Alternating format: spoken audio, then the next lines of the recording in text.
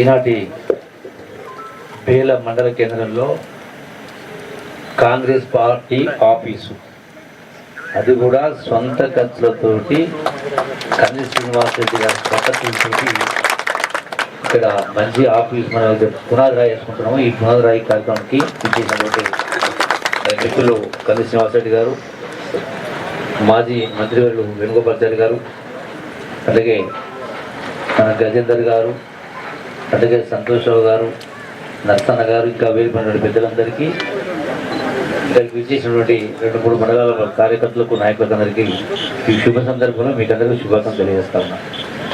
సరే, గత ఎన్నికల్లో కొంత అంటే మొదటిసారి అయినా కూడా తక్కువ మెజార్టీతో కొంత ఓటమి జరిగింది. ఇది అంటే భవిష్యత్తుకు నాంది.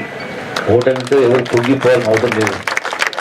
జీవితమే ఒక పరీక్ష, ఇది ఒక అడుగు మాత్రమే, ఎన్నో అడుగులు ఉంటాయి. కాబట్టి ఖచ్చితంగా మనిషి అనుకుంటే సాధించలేనిది ఏమీ లేదు ప్రపంచంలో. ఖచ్చితంగా మరి మీకు మంచి భవిష్యత్తు ఉంటుందని చెప్పి మరొకసారి ఉండాలని భగవంతుని ప్రార్థిస్తూ, మీ కష్ట సుఖాల్లో పాలు పంచుకుంటూ వ్యాపారాన్ని పక్కకు పెట్టేసి కన్నీ శ్రీనివాస్ రెడ్డి గారు మరి ప్రజాసేవలో ధరించాలి, ప్రజలకు మేలు జరగాల, పుట్టిన గడ్డకు న్యాయం చేయాలి, పేదలను, ప్రజల్ని, రైతాంగాన్ని వాళ్ళ కష్ట సుఖాలు పాలు పంచుకోగా మంచి ఉన్నతాశయంతో దృఢ సంకల్పంతో వచ్చి ఈ యొక్క కార్యక్రమాన్ని నిర్వహిస్తా ఉన్నందుకు నేను ప్రత్యేకంగా తమ్ముడిని అభినందిస్తా ఉన్నా.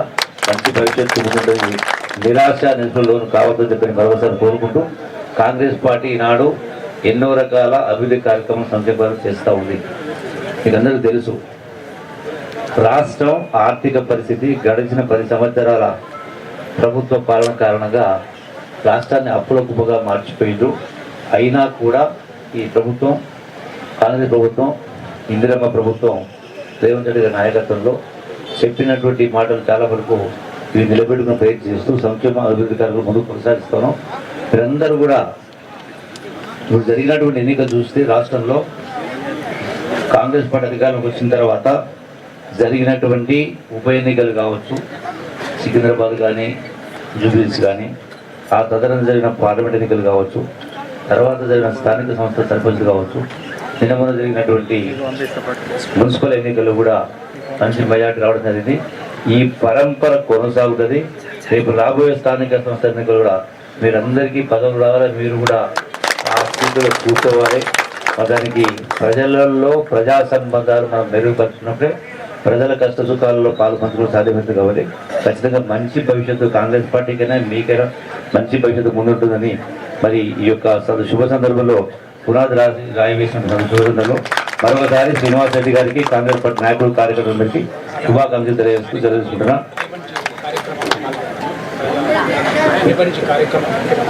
ఈ కార్యక్రమాలన్నీ కూడా ఈ రోజు నుంచి 99 రోజుల కార్యాచరణ ఇవ్వడం జరిగింది. దీనిలో అందరూ పాల్పంచుకొని ఈ సంక్షేమ అభివృద్ధి ఫలాలు అందరికీ అందేటట్టుగా అందరినీ కూడా చైతన్యపరిచే విధంగా, ముఖ్యంగా విద్య పట్ల, అట్లాగే ఇతర సామాజిక అంశాలు చాలా ఉన్నాయి, సామాజిక రుగ్మతలు చాలా ఉన్నాయి.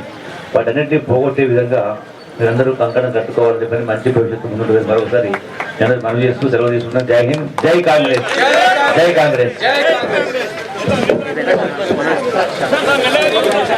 పాటలు పాటలు చాలు.